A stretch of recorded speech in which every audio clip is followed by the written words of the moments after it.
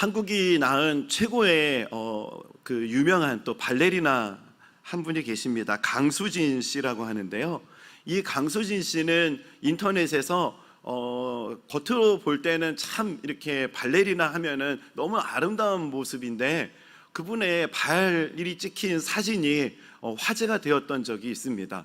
상처투성이의 발, 그리고 겉으로 볼 때는 너무나 화려하고 아름다운 그 발레리나의 발이 너무나 이게 상처투성이고 못생긴 발인 거예요. 그런데 그분이 그것을 부끄러워하지 않고 그 모습을 이렇게 드러내고 자랑하는 그 모습을 보면서 많은 분들이 정말 감동받고 정말 찬사를 보냈던 그런 상황들이 있었습니다. 그분이 한 걸음을 걸어도 나답게라는 책을 쓰셨는데 그분이 쓰신 책의 한 대목을 좀 인용해 드리겠습니다. 나는 모든 예술에 필요한 독창성과 직관력은 완전한 몰입 상태에서 나온다고 생각한다. 나는 하루 중 어느 한순간도 발레를 하고 있지 않은 시간이 없었다. 대화를 할 때, 길을 걸을 때 내가 느낀 모든 감정을 내 발레에 쏟아 부었다. 진심으로 그 일을 즐기지 않으면 미친 듯한 몰입 상태에 빠지기 어렵다. 내가 할 수 있는 가장 즐겁고 재미있는 일이기 때문에 그렇게 했던 것이다. 그분이 예술에 필요했던 독창성과 직관력, 이게 완전한 몰입에서 나왔던 것이다 라고 하면서요, 그분이 이런 고백을 하는 게 너무 도전이 됐습니다. 나는 하루 중 어느 한순간도 발레를 하고 있지 않은 시간이 없었다. 뭐 밥을 먹는 시간에도, 그냥 길을 걸어갈 때에도, 누구랑 대화를 할 때에도 그녀는 늘 그게 발레를 하고 있었던 시간이라는 것입니다. 모든 감정을 발레에 쏟아부었고 진심으로 그 일을 정말 즐기다 보니까 미친 듯이 몰입 상태에 빠졌다. 이런 이야기들이 너무 공감이 되는 거예요. 이분에 비하지는 않지만 제가 예수님을 만난 이후에 제 모습이 그랬습니다. 제 모습이 그냥 한순간도 예수님을 생각하지 않았던 적이 없었던 것 같아요. 하나님이 나를 구원하셨다. 하나님 나를 있는 모습 그대로 사랑하신다. 하나님 여전히 나와 함께 하신다. 이것이 너무 감격스러우니까요, 어느 날에는 정말 하나님이 여기 계시되 이게 너무 믿어지니까 이게 밥을 혼자 못 먹겠는 거예요. 저만 먹는 게 미안해가지고. 그래서 밥 한 그릇 더 떠놓고 예수님도 드세요. 이게 참 별짓을 다 했습니다. 근데 제가 참 그렇게 했던 거는 너무 좋은 거예요. 예수님이 심지어는 잠을 자는 시간까지도 하나님을 예배하고 싶었습니다. 그래서 그 당시에 찬양 집회 시랑 테이프를 그냥 틀어놓고 밤에 기도하고 잠에 들었어요. 하나님, 저는 꿈꾸는 시간도 하나님을 예배하고 싶습니다. 꿈꾸는 시간에도 하나님을 예배하는 시간이고 싶습니다. 그러면서 테이프를 틀어놓고 그렇게 잠에 들고, 제가 율동을 못해가지고 율동팀에서는 잘려가지고 제가 OHP로 그렇게 할 수밖에 없었는데, 그래도 늘 머릿속에는 어떻게 하면 하나님을 기쁘시게 할 수 있을까? 오늘 예배를 드린다면은 어떤 찬양을 하나님 앞에 고백하는 게 하나님을 기쁘시게 하는 걸까? 막 가요가 막 들리는 것도요, 다 찬송가 같은 거예요. 그래가지고 가요도 막 찬송가로 바꿔서 막 부르기도 하고요. 뭐 제정신이 아니었습니다. 너무 그렇게 하나님과의 그 사랑이 너무나 깊어져서 그렇게 가슴앓이를 했던 적이 있어요. 이제 분립을 하고 나서 담임 목회자로서 이 교회를 섬기는 상황이 되다 보니까 지금 이 상황도 사실은 마찬가지입니다. 성도님들과 어떻게 하면은 더 열심히 하나님 앞에 간절히 기도할 수 있을까? 우리가 하나님 앞에 어떻게 하면은 하나님을 기쁘시게 하는 예배를 드릴 수 있을까? 어떻게 하면은 하나님이 기뻐하시는 교회로서 이 평촌 드림교회가 하나하나 이렇게 세워질 수 있을까? 그러다 보니까 뭐 TV를 보는 것도 그냥 그게 다 설교가 되고, 성도님들과 한 이야기 나누는 게 제 삶에 다 그게 간증이 되는 것들을 경험하고 있습니다. 참 그런 열정을 주신 하나님께 얼마나 감사한지 모르겠습니다. 요즘에는요, 막 자다가도 설교하고 있어요. 잠깐 자는데도, 잠자는 시간에도 어젯밤에는 꿈속에서 설교 본문이 요한복음 3장 16절로 바뀌어 있는 거예요. 그래가지고 이 원고가 뭐지? 이게 너무 실제 같은 거예요. 이거 오늘 본문은 로마서인데 내가 왜 요한복음 3장 16절을 들고 있지? 막 이러면서요, 순간 막 당황해하고 있는 게, 이 잠깐 몇 시간 자고 나왔을 때 제가 겪었던 일입니다. 이 꿈속에서도 그래가지고 아까 이게 선풍기가 이게 불어가지고 원고가 날아가니까 갑자기 오늘 새벽에 꿨던 그 꿈이 생각이 나가지고 이 원고를 다시 한번 봤던 거예요. 지금 이 순간순간 자체가 지금 이게 막 꿈을 꾸고 있는 건지 정말 제가 현실에 있는 건지 싶을 정도로 하나님 은혜 안에서 얼마나 감사한지 모르겠습니다. 육신적으로는 피곤할 수는 있지만 마음으로는 심장이 뛰고 가슴이 뛰고 참 그런 은혜가 저뿐만이 아니라 우리 성도님들에게도 흘러갈 수 있는 그런 특세가 되기를 소망합니다. 성경을 보면은 복음에 붙잡힌 사람, 정말 이렇게 복음에 미친 사람, 그런 사람이 등장하는데 그 대표적인 사람이 바로 사도 바울입니다. 그는 신약 성경 27권 중에 13권이나 그가 썼다고 합니다. 그가 썼던 13권의 서신을 요약하고 해서 한 단어로 그가 썼던 책 13권을 한 단어로 뽑아낸다라고 하면은 그게 무엇일까? 그게 바로 복음이었다는 거예요. 복음. 13권의 많은 그가 서신을 썼는데 그 많은 서신을 한 단어로 뽑아내면은 그게 복음이었습니다. 바울의 삶은 복음에 집중하고 복음에 올인했던 삶이었죠. 교회를 다니시게 되면은 복음이라는 단어 정말 많이 듣게 됩니다. 복음은 무엇인가? 복음은 무엇인가? 너무나 심플해요.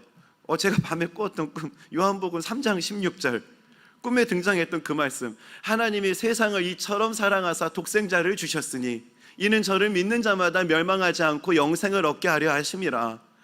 하나님이 세상을 이처럼 사랑하사 독생자를 주셨으니, 너무 아이러니한 상황 아닙니까? 우리 세상 하면 어떤 단어가 떠올리세요? 타락한 곳. 세상 하면은 하나님 앞에 심판을 받아야 될 곳, 그렇게 생각이 드는데 하나님이 그 세상을 이처럼 사랑하셨다는 겁니다. 그 세상을 이처럼 사랑하셨다. 얼마만큼? 독생자를 주셨으니. 정말 하나님 자신인 그분을 주실 정도로 이 세상을 그렇게 사랑하셨다. 우리가 생각하면은 심판받아 마땅하고 자격이 없는 게 세상인데 하나님이 세상을 이처럼 사랑하사, 거기에 내 이름을 대입해 보면은 하나님이 나를 이처럼 사랑하사, 하나님이 우리를 이처럼 사랑하사, 이 은혜의 감격, 이 사랑을 깨닫는 것, 이게 바로 복음을 깨닫는 것이다 라고 할 수 있는 것입니다. 하나님의 놀라운 사랑, 독생자를 주셨으니 나를 위해서 그 독생자가 십자가에 달려 죽으셨다. 그 놀라운 사랑으로 나는 하나님의 백성이 됐고 하나님의 자녀가 되었다. 바울에게는 이것이 너무나 큰 감격이 되었던 것입니다. 이게 복음이다. 우리 모든 성도님들에게 정말 이 복음의 감격이 강물처럼 넘치는 은혜를 누리시기를 축복합니다. 날마다 이 복음의 감격으로 순간순간을 살아가는 저와 여러분 되었으면 좋겠습니다. 그렇다면은 복음으로 우리가 다시 시작하기 위해서 우리가 기억해야 할 것이 있습니다. 우리가 복음으로 다시 시작하기 위해서 기억해야 될 것, 첫 번째는 사명의식의 회복입니다. 사명의식의 회복. 로마서 1장 1절 말씀인데요, 로마서 1장 1절 말씀 우리 다 함께 한번 좀 읽어보도록 하겠습니다. 시작. 예수 그리스도의 종 바울은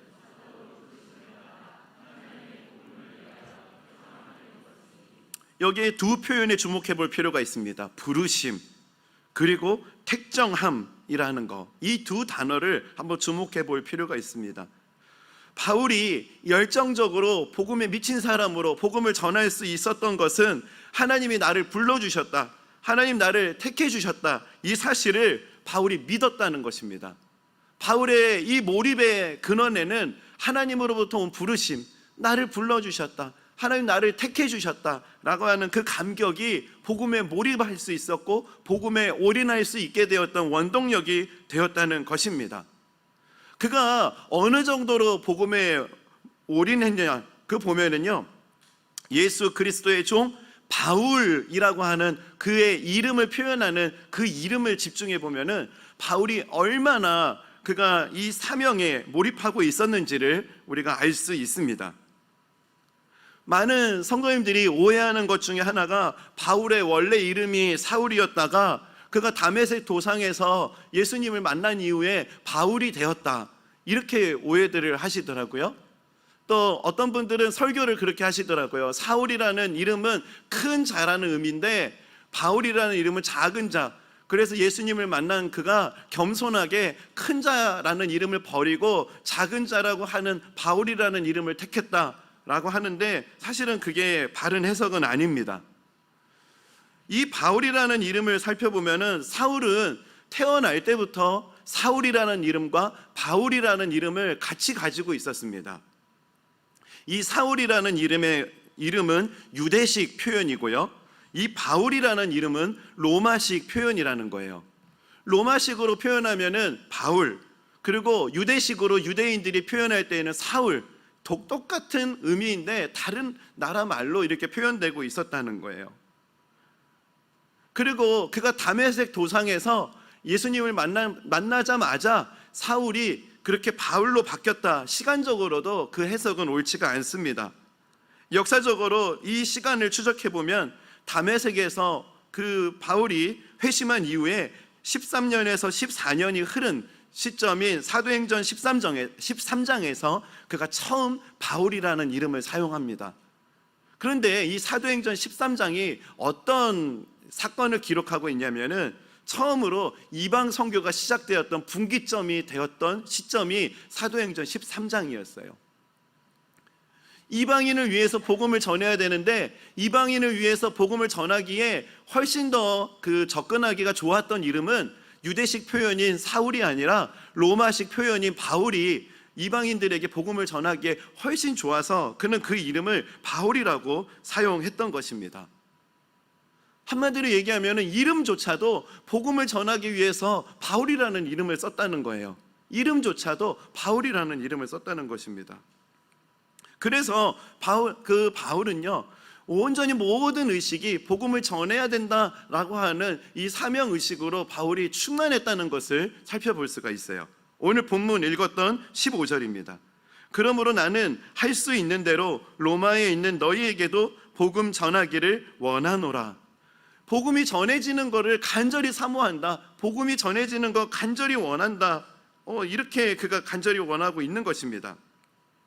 이름까지도 이 복음을 전하려는 노력이 고스란히 녹아들어 있다. 이것을 우리에게 한번 적용해 보았으면 좋겠습니다. 우리에게.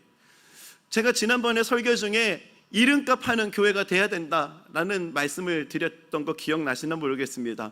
평촌 드림교회라는 이름, 우리 성도님들의 그 투표를 통해서 우리 교회 이름이 없었을 때 이 어떤 이름으로 이 교회가 출발되었을까 할 때 성도님들이 그 이름 공모를 해서 1등으로 됐던 이름이 평촌 드림교회였습니다. 이 평촌 드림교회라는 이름이 그냥 부르기 좋고 이름이 예쁘고 그런 차원으로 머물면 안 됩니다. 이 이름조차도 어디로 연결돼야 되는 거죠? 사명으로 연결될 수 있어야 되는 것입니다. 평촌 드림교회, 꿈교회라고 하는데 전혀 꿈이 없고 꿈 넘어 꿈을 꾼다고 하는데 그냥 계속 현실에 안주한다면은 그 이름값 하는 교회가 아니죠. 이 교회 이름에 걸맞게 하나님의 꿈을 향해서 믿음으로 순종하고 한 걸음 한 걸음 복음 전하기를 힘쓰는 그런 교회가 되기를 간절히 바라고 기도합니다. 어릴 적 제 이름은 지어주신 분은 저희 고모께서 지어주셨다고 하더라고요. 저희 집은 원래 불교 집안이었습니다. 불교 집안이었는데 제가 처음으로 이제 교회를 다니기 시작하고 부모님에게 복음을 전했던 거죠. 근데 저희 할아버지께서 제 이름을 지어주셨는데요. 막 어디 불교니까 여기저기 막 이렇게 알아보다가 이름을 지어줬는데 무슨 이름을 지어줬냐면은 만자에 권세 권자라고 해서 만권이라고 제 이름을 지어주셨어요. 좀 촌스러워도 이렇게 촌스러운 이름을 그랬는데 그 당시에 교회는 다니지는 않으신데 카톨릭을 다니셨던 저희 고모께서 이 이름이 이게 너무 불교식이니까 그래도 고모가 그 교회를 카톨릭을 좀 다니시니까 성경에 있는 뜻에 맞춰서 제 이름을 지어주셨다는 거예요. 몰래. 그래서 할아버지께서는 만권으로 호적에 올린 줄 알았는데 어머니하고 고모하고 몰래 제 이름을 따로 지어주신 이름이 바로 정환입니다. 그러면서 저희 고모가 어떤 의미로 이름을 지어주셨냐면은 성경을 보다 보니까 여러 인물들이 있는데 그것들을 딱 요약해 보니까 첫 번째 정자, 바를 정자, 바르게 살아야 된다. 그리고 환자, 빛날 환자 이렇게 써서요, 빛을 비추는 삶을 살아야 된다라고 해서 바르게 빛나거라 해서 정환이라는 이름을 그렇게 지어주셨다고 해요. 정말 이 이름에 맞게끔 하나님께서 저를 만나주시고 제가 이렇게 하나님 앞에 빛과 소금으로서 살아가는 그 삶을 살아가려고 노력할 수 있다는 게 또 얼마나 감사한지 모르겠습니다. 요즘에 저희 고모들이 깜짝 놀라고 있어요. 제가 정환이가 맞냐고. 아니 교회 다닌다고는 하는 걸 알았는데 아니 제가 어쩌다가 저렇게 됐냐고 하면서 깜짝 놀라고 있고요. 저희 설립 예배 때 이 가운데 머리 희끗희끗 하신 분들이 다 저희 고모님이었거든요. 고모들이 앉으셔가지고 아니 제가 어떻게 저렇게 됐나 하고 다 너무 신기해 하신대요. 참 이름조차도 제가 생각해 보면 바르게 빛나라 라는 그 이름을 생각해 보면은 정말 이 이름조차도 제가 복음 전하는 그 이름에 걸맞는 삶을 살아야겠다라는 생각을 해보게 되는 것입니다. 성도님들에게도 하나님께서 이름을 주셨습니다. 어떤 이름을 주셨습니까? 우리 모두에게 같은 이름을 주셨는데 그 이름은 성도라고 하는 이름을 주셨어요. 성도, 구별된 사람들이라는 이름을 주셨습니다. 우리가 구별된 삶을 살기 위해서 정말 내 이름까지도 정말 구별된 삶으로 연결하면서 고민하며 살아가는 삶, 이런 삶을 통해서 우리가 복음으로 우리가 다시 돌아갈 수 있다라는 거. 사도 바울은 바울이라는 이름까지도 그의 사명이랑 연결했다라는 거. 우리가 이 정신을 본받기를 소망합니다. 여러분의 이름까지도 사명으로 연결될 수 있었으면 좋겠습니다. 그냥 교회 안에 있는데 복음, 사명 이게 너무나 차이 있는 게 아니라 복음이라는 거는 나와 다 연결이 있는 거다라고 하면서 하나님이 세상을 이처럼 사랑하사 독생자를 주셨으니 이는 저를 믿는 자마다 멸망하지 않고 영생을 얻게 하려 하심이라.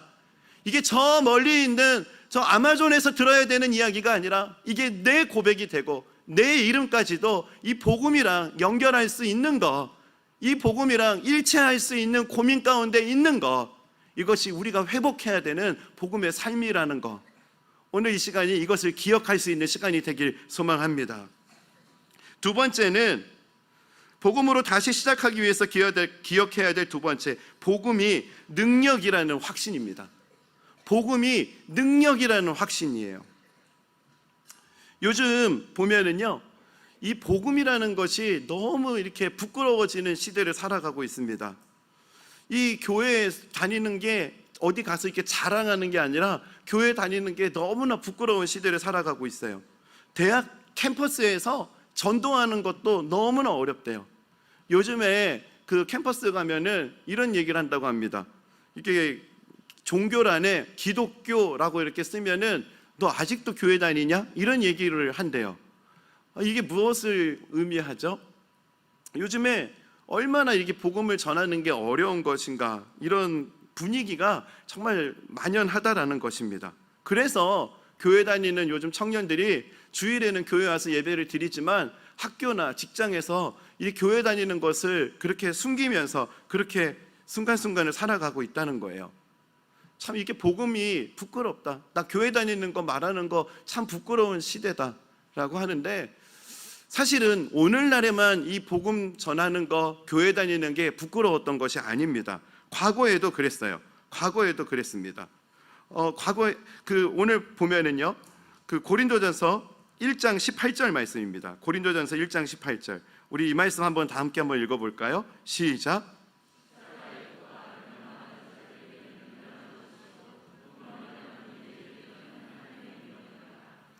십자가의 돌과 멸망하는 자들에게는 미련한 것이요 라고 하고 있습니다.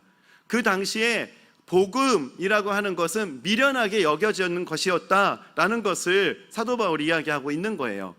2000년 전에도 복음은 부끄러웠습니다. 그리고 오늘 본문 말씀 로마서 1장 16절 말씀, 내가 복음을 부끄러워하지 아니하노니 이 복음은 모든 믿는 자에게 구원을 주시는 하나님의 능력이 됨이라. 내가 복음을 부끄러워하지 아니하노니 무엇을 말하는 거죠? 그 당시에 복음이 부끄러웠다는 거예요. 교회 안에, 로마 교회 안에 복음을 부끄러워하는 사람들이 있었다는 겁니다. 그런 반응과 다르게 사도 바울이 담대하게 외치는 거, 내가 복음을 부끄러워하지 않고 있다. 오늘 바울의 이 태도가 우리에게 회복되어야 되는 모습입니다. 사랑하는 성도님들은 복음을 부끄러워하십니까? 아니면은 복음이 하나님의 능력이 됨이라 그렇게 확신하고 계십니까? 오늘 이 시간 우리가 복음이 능력이다 확신할 수 있는 그 확신이 우리 가운데 부어질 수 있기를 소망합니다.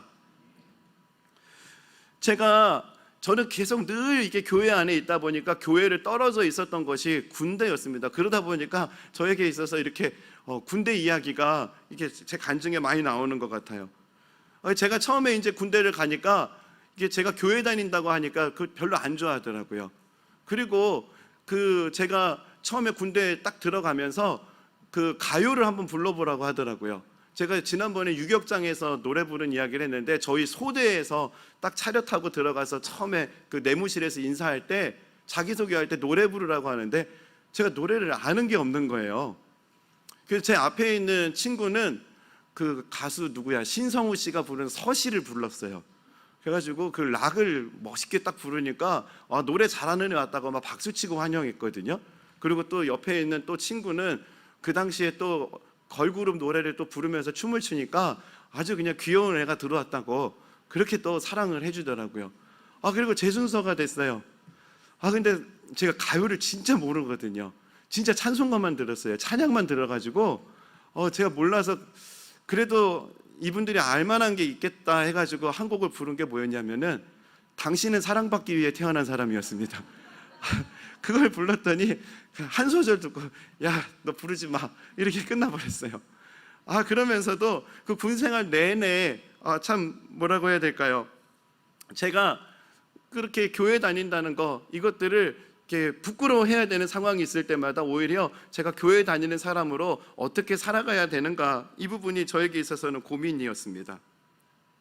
왜 그랬냐면은 제가 군대 갈 때 우리 전도사님이 그런 식으로 기도해 주셨거든요. 군대로 우리 정환이를 파송합니다. 이렇게 기도를 해주셨어요. 그러면서 군 선교사로서 2년 2개월을 잘 마치고 그렇게 돌아오게 해달라고.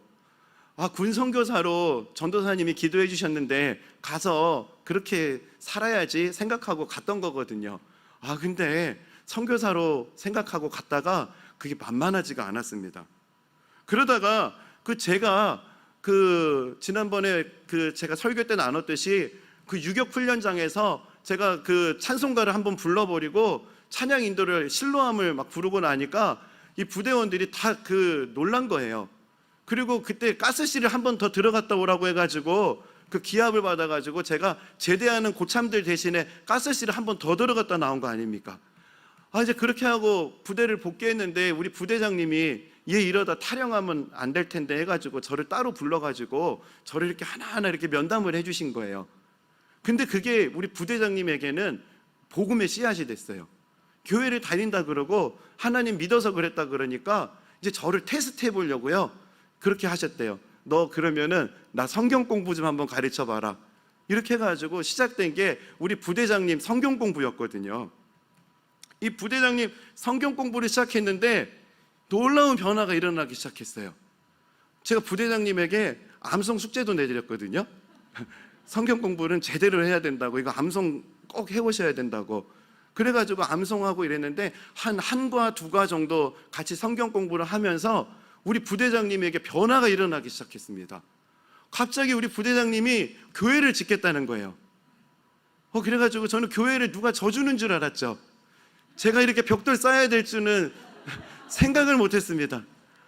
그렇게 쉬는 시간 반납하면서 노가다로 그렇게 교회를 져야 되는 상황이 될 거는 상상을 못했어요. 그것뿐만이 아니에요. 나중에 교회를 짓고 났는데 우리 부대장님이 그런 요청을 하시는 거예요. 야, 세상에 있는 사제 교회, 군대 표현으로 사제 교회에서는 새벽 기도도 한다면서 수요 예배도 있다면서 주일날 저녁 예배도 있다면서 그러면서 우리 그거 다 하자. 그리고 네가 그냥 설교해라. 이렇게 하신 거예요. 그랬는데 제가 군대에 있으면서 컴퓨터가 있기를 합니까? 뭐가 있기를 합니까? 그래가지고 그 설교를 부대장님이 설교를 해달라 그러니까요, 제가 이 감당이 안 돼가지고요, 이제 교회 전도사님에게 또 교회 형 누나들한테 편지 써서 그 요즘에 많이 읽는 책들이 있으면 좀 보내달라고 해가지고 교회에서 책들 보내주면은 사실은 그때 다 베껴서 했습니다. 어디 묵상하고 뭐 이렇게 설교문을 쓰고 할 시간이 없죠. 그랬는데 그렇게 하기 시작했는데 이 변화가 일어나기 시작하는 거예요. 능력이 나타나기 시작하는 거예요. 계급 사회에서 그냥 갓 들어간 20살짜리 군인의 설교를 듣고 부대장님이 변하기 시작하는 겁니다.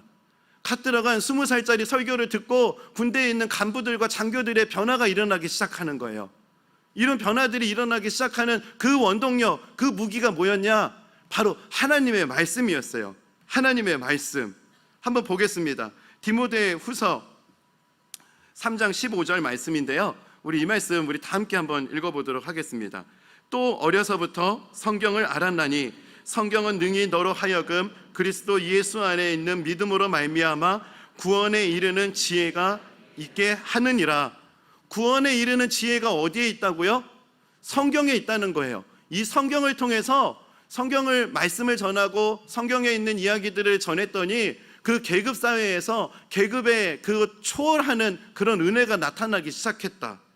또 디모데후서 3장 16절에서 17절, 모든 성경은 하나님의 감동으로 된 것으로 교훈과 책망과 바르게 함과 의로 교육하기에 유익하니 이는 하나님의 사람으로 온전하게 하며 모든 선한 일을 행할 능력을 갖추게 하려 함이라.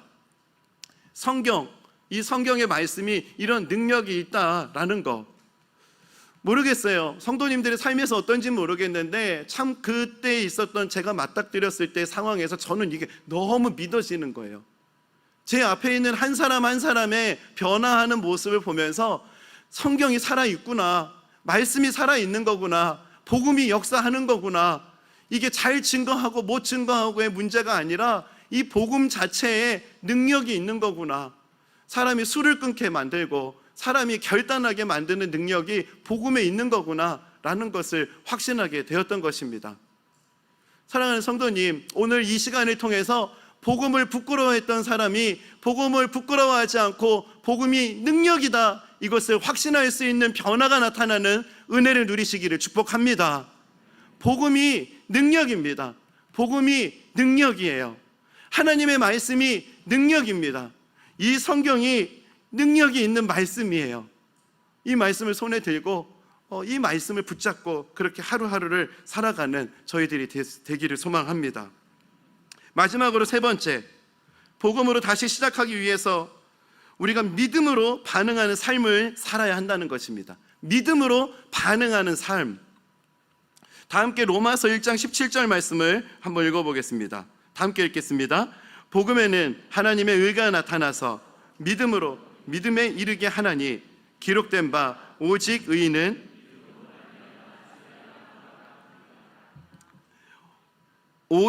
의인은 믿음으로 말미암아 살리라 라는 것을 말하고 있다라는 것입니다. 의인은 어떻게 산다고요? 하나님의 자녀는 어떤 삶이라고요? 믿음의 삶이다 라는 것을 17절에서 말하고 있습니다. 여기서 주목할 표현이 하나 있어요. 믿음으로 믿음에 이르게 하나니. 믿음으로 믿음에 이르게 하나니. 믿음이 두 단어가 나오네요. 이 첫 번째 믿음은요, 하나님께서 우리를 자녀로 여겨주시는 은혜를 말하는 것입니다. 첫 번째 믿음은 하나님께서 나를 자녀로 여겨주셨다라는 그 은혜를 상징하는 거고요, 의미하는 거고요. 그 뒤에 나오는 믿음은 내가 하나님의 자녀가 되었다라는 그 믿음을 의미합니다. 다시 말해서 자녀로 여겨주신 하나님의 은혜, 그리고 그 감격으로 살아가는 태도, 이게 바로 믿음의 삶이고 이게 바로 믿음이라는 것. 그래서 사도 바울은 이 은혜 받은 사람의 삶에 대해서 이렇게 이야기합니다. 고린도후서 6장 3절, 우리가 이 직분이 비방을 받지 않게 하려고 무엇에든지 아무에게도 거리끼지 않게 하고, 이 직분이 비방을 받지 않게 하려고 무엇에든지 아무에게도 거리끼지 않게 하고, 모든 상황 속에서 이 하나님의 은혜로 살아가고 이 은혜에 합당한 삶을 살아내지 못해서 하나님의 영광이 가려지지 않으려고 하는 그런 노력이 바울의 삶에 있었다는 것을 말하고 있다는 것입니다. 그런데 이런 삶을 우리가 오해하는 것이 있어요. 이걸 막 노력해야 되는 삶이라고 이야기하는데 사실은 그렇지가 않습니다. 한번 볼까요? 누가복음 19장 5절입니다. 이 삭개오 이야기가 기록된 사건인데요, 한번 이 본문을 자세히 한번 들여다볼 필요가 있어요. 예수께서 그곳에 이르사 쳐다보고 이르시되 삭개오야 속히 내려오라, 내가 오늘 내 집에 유하여야 하겠다 하시니, 그 중간에 좀 삭제하고요, 8절 말씀입니다. 삭개오가 서서 주께 여짜오되 주여 보시옵소서, 내 소유의 절반을 가난한 자들에게 주겠사오며 만일 누구의 것을 속여 빼앗은 일이 있으면 내 갑절이나 갚겠나이다. 삭개오 집에 들어가겠다, 삭개오야 라고 삭개오의 이름을 불러준 그것이 예수님이 삭개오에게 했던 반응이 성경의 기록에 유일한 일입니다. 그랬는데 삭개오야 너의 집에 내가 유하여야겠다 라는 이 예수님의 그 말씀에 삭개오의 반응, 내 소유의 절반을 가난한 자들에게 주겠사오며 누구의 것을 속여 빼앗은 일이 있으면 내 갑절이나 갚겠습니다. 나중에 집에 가셔서요, 누가복음 19장 이 삭개오 사건을 자세히 살펴보세요. 자세히 살펴보면은 예수님께서 내 갑절이나 갚아라, 가난한 자들에게 절반이나 소유를 나눠주어라 라고 명령한 구절이 단 한 구절도 등장하지가 않아요. 이게 무엇을 말하는 것이죠? 삭개오야 라는 자신의 이름을 불러주신 그 예수님의 그 음성에 감격, 삭개오야 내 집에 유하여야 하겠다라고 하는 이 하나님의 놀라운 사랑의 음성, 이 음성을 듣고 나자 이 놀라운 헌신, 이 열정의 헌신이 삭개오의 반응이었다는 것입니다. 그래서 은혜에 감격한 삶은 늘 자발적인 헌신으로 이어지게 됩니다. 은혜에 감격한 삶은, 은혜의 감격은 늘 자발적인 삶으로 이어지게 된다는 거예요. 그래서 오늘 세 번째 대지, 믿음으로 반응하는 삶이다 라고 하면은 자발적인 반응의 삶, 자발적으로 믿음으로 반응하는 삶을 의미하는 것입니다.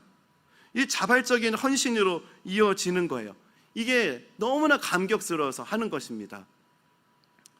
이 바울의 감격도 기록되어 있습니다. 디모데전서 1장 12절에서 14절.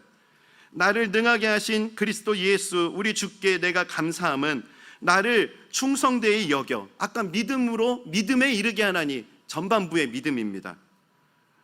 나를 충성되이 여겨 내게 직분을 맡기심이니 내가 전에는 비방자요 박해자요 폭행자였으나 도리어 긍휼을 입은 것은 내가 믿지 아니할 때에 알지 못하고 행하였음이라. 우리 주의 은혜가 그리스도 예수 안에 있는 믿음과 사랑과 함께 넘치도록 풍성하였도다. 하나님께 받은 은혜와 사랑이 너무 풍성하고 너무 크고 놀랍다는 이야기를 하는 거예요. 너무나 감격스러워서 내가 하나님의 사도다, 내가 복음을 부끄러워하지 않고 있다라는 이 반응이 너무나 자발적인 긍지이고 그런 반응이었다는 것을 바울이 말하고 있는 것입니다. 이 감격, 정말 이 긍지가 있는가? 저에게 있어서는 제가 그 분당 우리 교회에서 사역했다는 게 참 긍지였습니다. 어디 가서 손해보는 일이 생겨도 늘 그런 생각을 하게 됐어요. 아, 분당 우리 교회 교역자인데 내가 그러면 안 되지 하는 생각이 제 안에 늘 있었습니다. 요즘에는 또 그런 생각을 합니다. 최근에 제가 교통사고가 났잖아요. 교통사고가 나니까 조정환 이름 검색하면은 목사님 바로 얼굴 뜰 텐데 목사님 이제 손해봤다 막 이런 이야기들을 누가 하더라고요. 아, 근데 손해봐도 괜찮아요. 왜요? 저 평촌 드림교회 목사잖아요. 제가 이 평촌 드림교회 목사라는 이 긍지 때문에 제가 그런 손해보는 거, 이걸 손익분기점으로 따져보면은 사실은 제가 평촌 드림교회 담임 목사로서 누리고 있는 은혜가 이 유형으로 계산할 수 있는 돈의 값어치보다 비교할 수 없을 만큼 큽니다. 정말 제가 무형으로 누리는 이 은혜와 정말 누리고 있는 이 사랑이요, 그냥 숫자로 계산하는 그 돈의 값어치보다 훨씬 크다는 거예요. 그래서 그걸 모르는 분들은 손해봤다 하는데 이게 전혀 손해가 아니라는 거. 제가 이렇게 말할 수 있는 거는 제가 너무 좋아서 그래요. 제가 여기 목사라는, 평촌 드림교회 목사라는 이게 제가 너무나 감사한 일입니다. 사실 코로나라고 하는 상황에서 분립도 두려워했고, 교회 요즘에 이렇게 개척하면 될까? 이런 두려움으로 시작했는데, 저에게 있어서 평촌 드림교회에서의 하루하루는요, 기적입니다. 기적. 그냥 하루하루가 기적이에요. 세상에 코로나 시기에 하나님께서 어쩌자고 이런 큰 부흥을 주시는가? 정말 감당할 수도 없는 이런 은혜를 주시는 그 하나님, 정말 그 은혜의 감격으로 이렇게 오고 있는 것입니다. 특세를 보내면서도 아이고 목사님 너무 힘든 거 아니세요? 하시는데요, 사실은 힘든 거 있어요. 교통사고 후유증도 있습니다. 후유증도 있고 힘든 것도 있어요. 그런데 이런 것을 뛰어넘는 정말 감사와 감격이 제 안에 있다라는 거예요. 이 감격, 이 감사, 너무 좋은 걸 어떻게 합니까? 너무 좋은 걸 어떻게 해요? 그냥 누워 있다가도 이 자리에 딱 서서 성도님들과 아이 컨택 하는 순간 살아납니다. 이게 웬 은혜인가? 이게 웬 은혜인가? 설교 준비가 안 되면은 제가 여기 컴컴한 여기 와가지고 정말 하나님 앞에 여기를 빙빙 돌면서 기도해요. 왜 그러냐면은 여기 공사하는 순간에 제가 여기 와서 학교 관계자 몰래 기도하고 갔거든요. 여기가 하나님 예배하는 곳이 되게 해달라고. 하나님 이곳에서 하나님 예배할 때, 성도님들과 하나님 예배할 때 하나님 영광으로 임해 주시라고.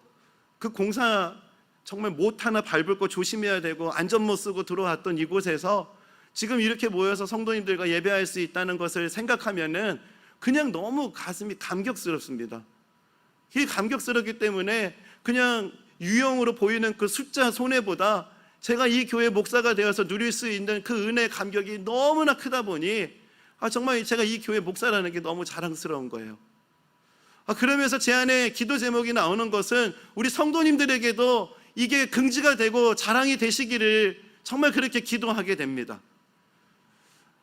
감사한 거는 저희 가정에서 이런 일이 일어나고 있어서 너무 좋아요. 이런 은혜가 있어서 너무 좋습니다. 우리 애들이 아빠가 목사라는 걸 부끄러워하지 않아서 제가 너무 좋아요. 어디 나가서 아버지 뭐 하시니? 그러면은 너무 자랑스럽게 우리 아버지 목사입니다 막 얘기를 얘들이 하고 다녀요. 그래서 너무 부끄럽기도 하고 그렇습니다. 이 평촌 드림교회 와서는 그냥 모르는 사람 성도님들 다 붙잡고 막 그런다면서요. 우리 아빠가 누군지 아세요? 우리 아빠가 여기 담임 목사님이에요. 애들이 그러고 다닌다는 거. 그리고 요즘에는 우리 애들이 이제 분당 우리 교회에 계시는 우리 목사님 자녀들을 만날 때마다 그런다는 거예요. 나 평촌 드림교회 다녀. 막 이러면서 우리 아이들에게 평촌 드림교회에 온 게 이 자랑이 됐다는 게 제게 너무 감사한 거예요. 가정 안에서. 제가 분립하면서 우리 애들을 설득할 때 기도했거든요. 우리 애들이 여기 와가지고 모태신앙으로 분당 우리 교회 늘 자랐던 아이들인데 적응 못하면 어떻게 할까 사실은 좀 걱정을 했습니다. 근데 여기 와서 제가 걱정했던 거는 싹 사라지고 이 교회 다닌다는 것이 우리 아이들에게 자랑이 될 수 있다는 게 얼마나 감사한 일인지 모르겠습니다. 이게 저희 가정에 주신 축복이고 제가 지금까지 누려왔던 또 은혜인데, 우리 평촌 드림교회에 계시는 성도님들에게도 내가 이 교회 다닌다, 이것이 긍지가 되고 자랑이 되어야 된다. 내가 복음을 부끄러워하지 아니하노니, 내가 복음을 부끄러워하지 아니하노니, 내가 교회 다니는 것을 부끄러워하지 아니하노니, 내가 평촌 드림교회 성도라는 것을 부끄러워하지 아니하노니, 부끄러워하지 아니할 수 있는 은혜의 감격, 이 은혜의 확신, 이 감격이, 감사가 정말 우리 마음 가운데 가득한 그런 하루하루의 신앙생활이 되기를 소망합니다. 이런 은혜를 하나님께서 우리에게 풍성히 주시기를 간절히 바랍니다. 말씀을 정리하겠습니다. 사도 바울이 누렸던 이 감격,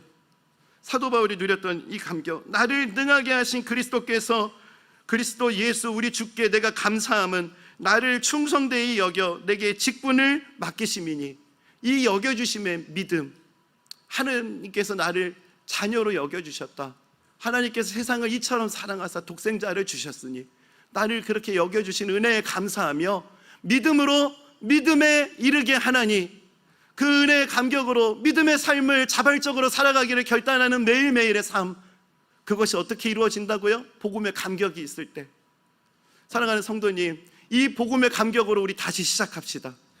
이 복음의 감격으로, 이 긍지를 가지고, 복음을 부끄러워하지 않고 복음의 긍지를 가지고 하루하루를 그렇게 믿음으로 나아가는 저와 여러분 되시기를 주님의 이름으로 축복합니다.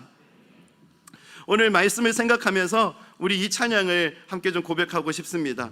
나를 통하여 라는 찬양인데요, 지금 서 있는 이곳에서 높임을 받으소서. 내가 밟는 땅 주님의 땅이니.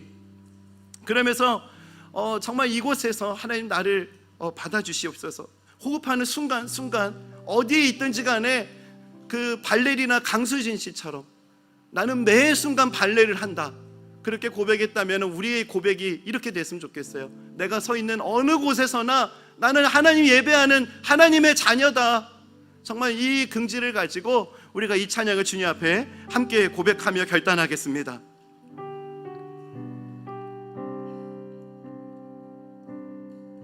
우리 다 함께 고백합시다. 지금 서 있는 이곳에서, 지금 서 있는 이곳에서 높임을 받으소서.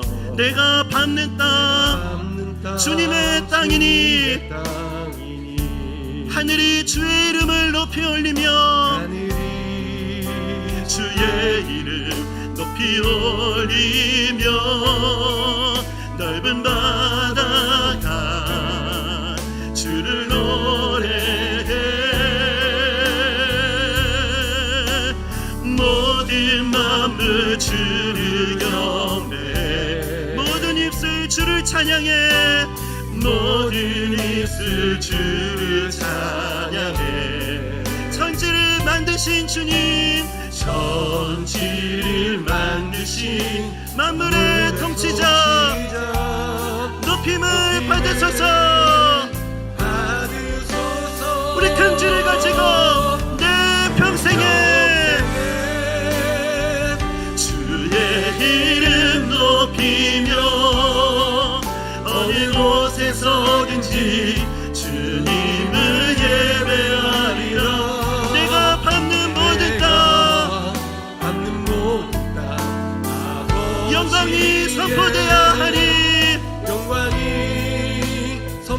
이 복음의 감격을 가지고 찬양하며 주님을 예배할 때 하늘 가득한 주의 영광 보리라. 나를 통하여 나의 입술을 인하여 주의 이름 높임을. 우리 처음부터 다시 한번 고백합시다. 지금 서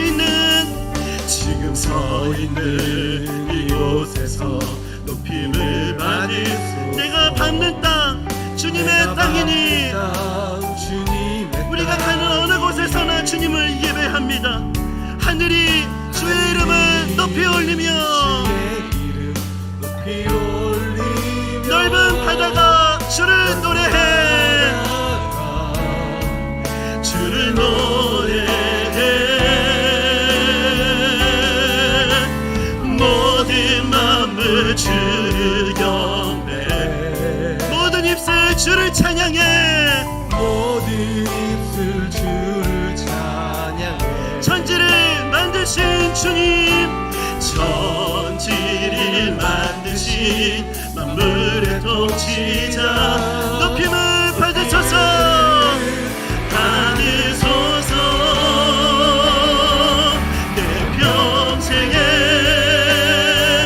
주의 이름 높이며, 어느 곳에서든지 주님을 예배하리라.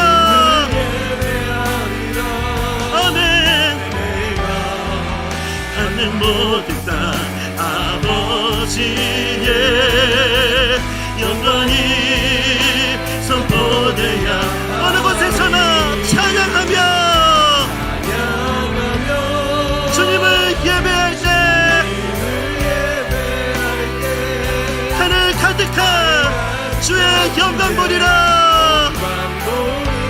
아멘. 나를 통하여 나의 입술을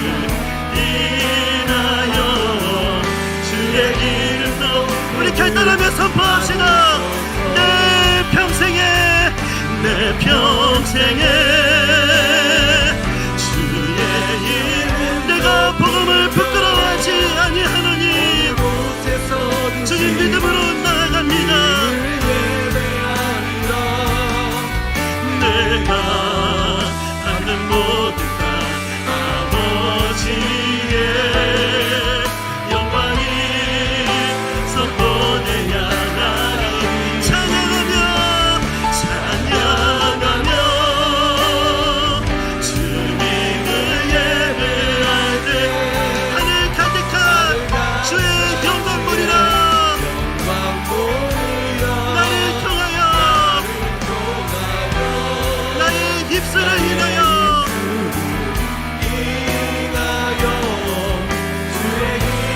그래서 주님의 은혜를 구하며 함께 선포합시다. 난 예수로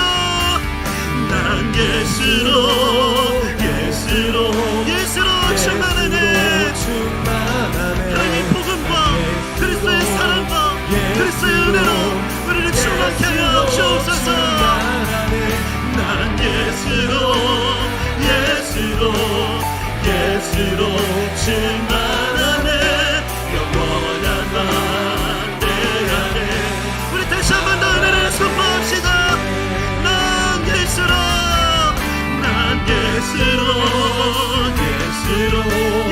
충만하네. 복음의 감격으로 은혜의 감격으로 우리를 새롭게 하여 주옵소서. 예수로 충만하네. 예수로 충만하네. 영원하다. 그래서 이 시간 오늘 말씀 기억하며 하나님 아버지 복음의 감격으로 우리를 새롭게 하여 주시옵소서. 그리스도의 사랑과 복음의 은혜로 나를 충만케 하여 주시옵소서. 오늘 말씀 기억하며 주님의 은혜를 구하며 우리 주님 이름 한번 부르짖고 간절히 기도합시다. 다 함께 기도하시겠습니다. 주여 하나님 아버지, 내가 복음을 부끄러워하지 아니하노니 이 복음은 모든 믿는 자를 구원하시는 하나님의 능력일 테니라. 하나님 믿습니다. 아버지 하나님, 정말 복음을 부끄러워할 수밖에 없는 이 땅을 살아가지만 이 복음의 능력이 됨을 믿습니다. 아버지 하나님의 말씀의 능력임을 믿습니다. 아버지 하나님, 복음이 우리를 새롭게 하는 능력이 되는 줄 믿습니다. 아버지, 복음의 근질을 가지고 살아가는 저희들 되게 하여 주시옵소서. 그리스도의 십자가의 은혜와 사랑으로 감격할 수 있는 은혜로 우리를 충만케 하여 주시옵소서. 그리스도의 은혜로, 그리스도의 사랑으로 우리를 새롭게 하시는 하나님의 사랑과 은혜로 아버지 우리를 위로하시고 아버지 우리를 새롭게 하여 주시옵소서. 아버지, 복음의 감격이 우리 안에 새로워질 수 있기를 원합니다. 하나님, 복음이 아버지 하나님 정말 능력으로 우리에게 역사할 수 있기를 원합니다. 오 주님, 우리를 새롭게 하여 주시옵소서. 기도할 분들은 기도하시면서 다시 한 번 더 은혜를 구합시다. 난 예수로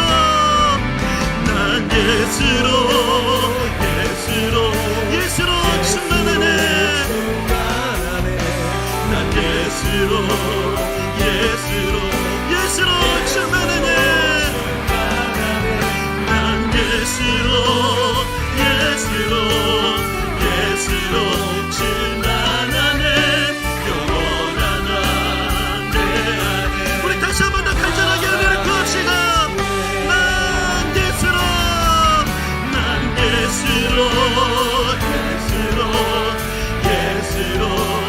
복음의 감격으로 하나님의 능력으로 우리를 충만케 하여 주옵소서.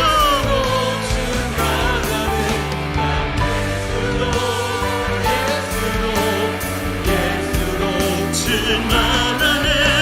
영원하나. 그래서 우리 앞에 찬양을 다시 한 번 더 고백합시다. 내 평생에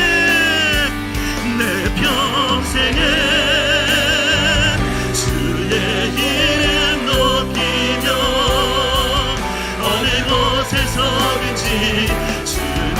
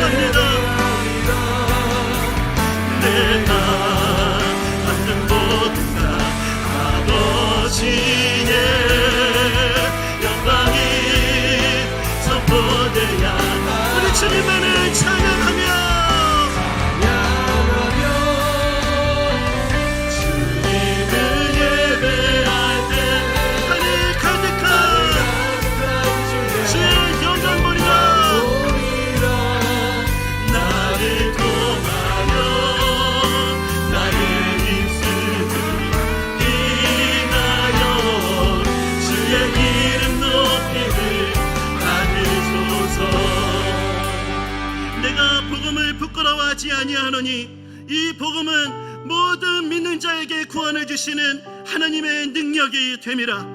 모든 믿는 자에게 구원을 주시는 하나님의 능력이 됨이라. 복음에는 하나님의 의가 나타나서 믿음으로 믿음에 이르게 하나니 기록된 바 오직 의인은 믿음으로 말미암아 살리라. 하나님 아버지, 주님의 그 은혜의 감격으로, 하나님의 은혜의 감격으로 우리가 믿음으로, 기쁨으로, 감사함으로 감격하며 그렇게 하루하루를 살아갈 수 있기를 원합니다. 아버지, 특세를 통해 이 복음의 감격이 우리 안에 회복되게 하여 주시옵소서. 주님과의 첫사랑이 회복되게 하여 주시옵소서. 복음을 부끄러워할 수밖에 없는 시대를 살아가고 있습니다. 교회가 조롱을 받고 복음을 우리가 믿고 있는다는 것을 자랑스럽게 얘기할 수 없는 안타까운 현실을 살아가고 있습니다. 아버지, 그럼에도 불구하고 사도 바울과 같이 그리스도의 자녀됨, 그 자녀됨의 긍지를 가지고 하루하루를 살아가는 저희들 되게 하여 주시옵소서. 패배감은 사라지게 하여 주시옵소서.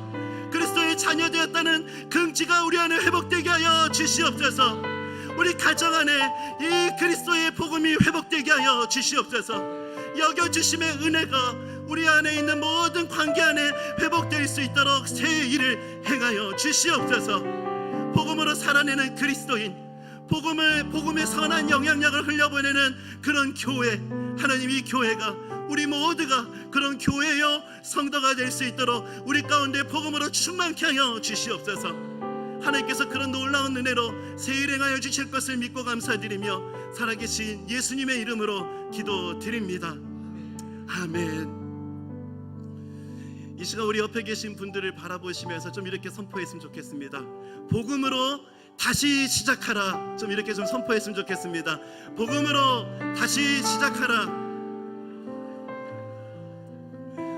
이 시간 우리 다 함께 자리에서 일어나서요, 우리 이 찬양을 좀 같이 고백했으면 좋겠습니다.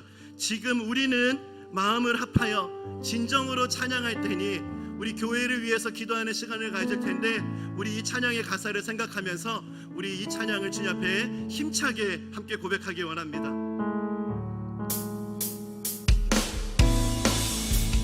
우리 함께 손뼉치며 우리 주님께 고백합시다. 지금 우리는 마음을 합하여 진정으로 찬양할 테니 모이자 하나 되자 하나 되자 우리가 갈 길이라 우리 처음부터 다시 한번 더 고백합시다. 지금 우리는 마음을 합하여 진정으로 찬양할 때니 주님의 사랑으로 모이자 하나 되자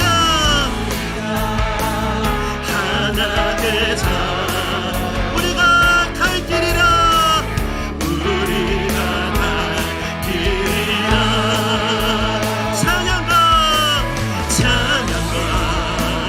온 마음과 정성을 다해 기도와 주님께서 기도하신 것처럼 말씀 속에 걷는 그러니 사랑으로 하나 되자 하나 되자 우리의 젊은 모두 다해 주님을 찬양하며 찬양 우리 결단합시다. 온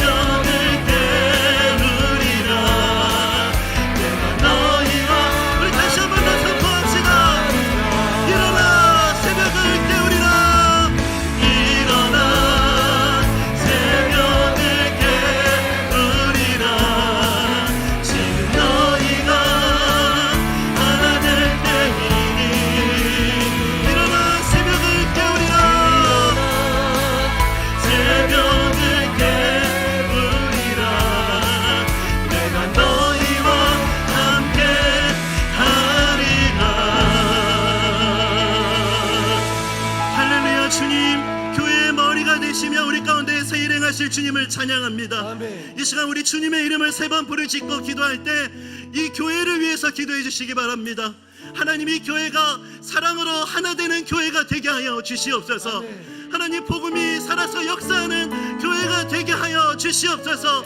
하나님의 은혜가 왕노릇하는 교회가 되게 하여 주시옵소서. 세상 가운데 부끄러움이 없는 복음의 빛을 비출 수 있는 교회가 되게 하여 주시옵소서. 이 은혜를 구하며 우리 주님의 이름 3번 부르짖고 간절히 교회를 위해서 기도하시겠습니다. 기도합시다. 주여, 주여, 주여, 주여. 하나님 아버지, 하나님 이때 이 교회를 세우신 주님을 찬양합니다. 하나님, 이 교회가 아버지 긍지를 줄 수 있는 교회가 되기 원합니다. 그것이 하나님으로부터 오는 것을 알기에 하나님 그 은혜를 간절히 사모합니다. 하나님 그 은혜를 갈망합니다. 내가 평소 드릴 때 선물하는 것, 아버지 그것이 긍지가 될 수 있도록 아버지 주님만이 주실 수 있는 은혜를 허락하여 주시옵소서. 하나님, 우리의 힘으로는 살아갈 수 없지만 하나님의 은혜로 우리가 살아갈 수 있는 줄 믿습니다. 하나님, 서로 사랑하기를 힘쓰는 교회가 되게 하여 주시옵소서. 아버지, 우리를 넘어 이웃을 향할 수 있게 해주시고 세상을 향해 그 사랑을 흘려보낼 수 있는 교회가 되게 하여 주시옵소서. 우리끼리만의 아버지는 잔치가 되지 않게 해주시고 우리가 주님께로부터 받은 이 감격과 사랑을 나눌 수 있고 흘려보낼 수 있는 아버지 그런 교회로서 이 교회를 사용하여 주시옵소서. 주여, 그 은혜로 다시 주님을 아버지 그 주님을 바라봅니다. 아버지 하나님, 너무나 어려운 시간을 살아가고 있습니다. 우리가 교회를 다닌다는 것이 너무나 부끄러울 수밖에 없는 현실입니다. 하나님 아버지, 교회를 다니는 것이 긍지이고 기쁨이 되게 하여 주시옵소서. 하나님, 도움을 부끄러워하지 아니할 수 있는 하나님 앞에 성도됨을 부끄러워하지 않을 수 있는 그 능력과 확신이 역사하는 그 은혜가 채워지는 교회가 될 수 있도록 은혜를 허락하여 주시옵소서. 가정마다 아버지 우리가 그리스도의 힘이 아버지 기뻐할 수 있게 해주시고 아버지 소망이 없는 이 시간에 소망을 보여줄 수 있고 영원히 수 있는 그리스도의 은혜가 왕노릇하는 교회가 되게 하여 주시옵소서. 아버지 그 은혜를 역사하실 주님, 그 주님을 바라봅니다. 그 주님의 은혜를 기대합니다.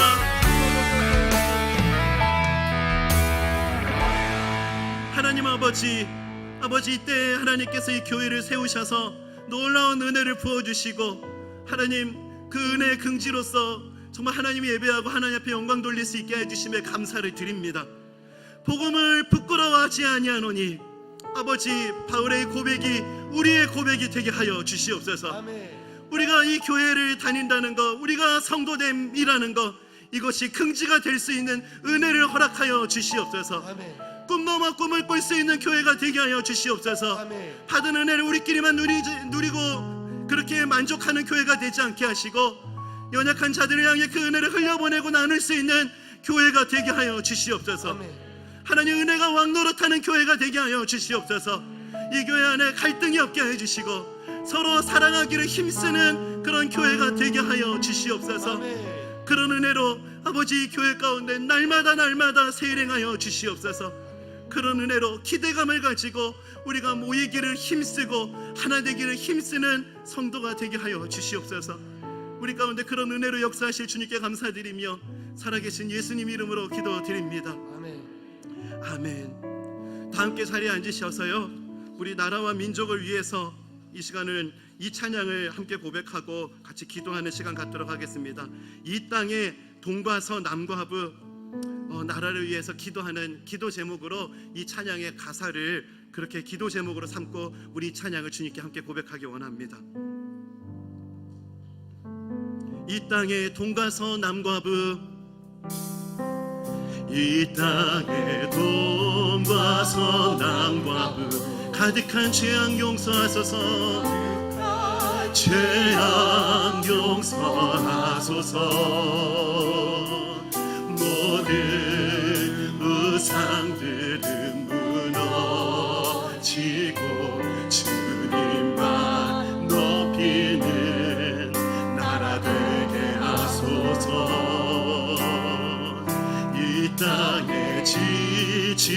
모든 영혼 주 예수 사랑 알게 하소서.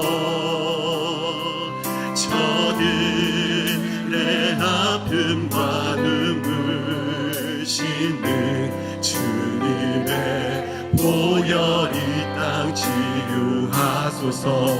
성령의 새바람 성령의 새바람 이 땅에 불어오소서.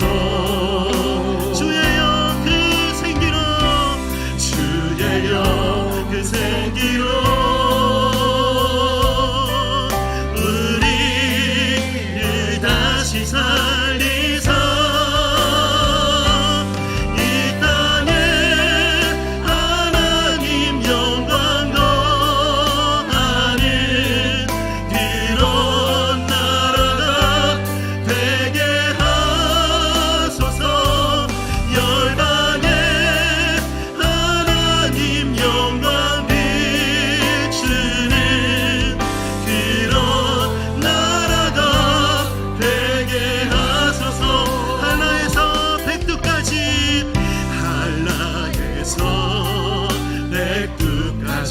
백두에서 땅의 끝까지 위에서 땅의 끝까지 주님 오실 길을 예비하며 오실 길을 예비 주님만 섬기는 나라 되게 하소서. 섬기는 나라 되게 하소서. 간절히 고백합시다. 이 땅에 주님 교회 위에 하늘의 생기 부어주소서. 아멘. 열방을 치유하는 주 주님의 군대를 일으켜 주소서. 군대를 일으켜 주소서. 아멘. 성령의 새바람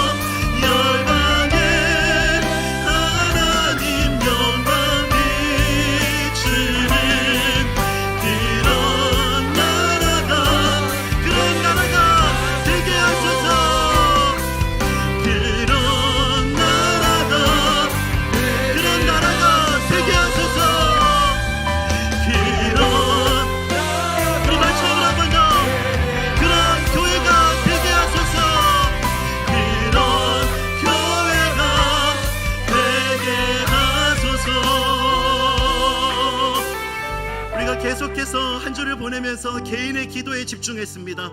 그런데 특별히 이 시간만은 우리가 좀 나라를 위해서 좀 간절히 기도했으면 좋겠습니다. 무엇을 기도해야 될지 모른다면은 이 찬양의 가사를 가지고 기도하십시오. 하나님, 성령의 새바람을 이 나라 가운데 허락하여 주시옵소서. 이 나라를 살려 주시옵소서. 복음 계절을 허락하여 주시옵소서. 이 나라가 주의 은혜로 충만한 나라가 되게 하여 주시옵소서. 우리 은혜를 구하며 나라와 민족을 위해서 기도할 때 주님 이름 한번 부르짖고 기도하시고 우리 각자의 기도 제목을 가지고 기도하겠습니다. 우리 주님 이름 부르짖고 기도합시다. 주여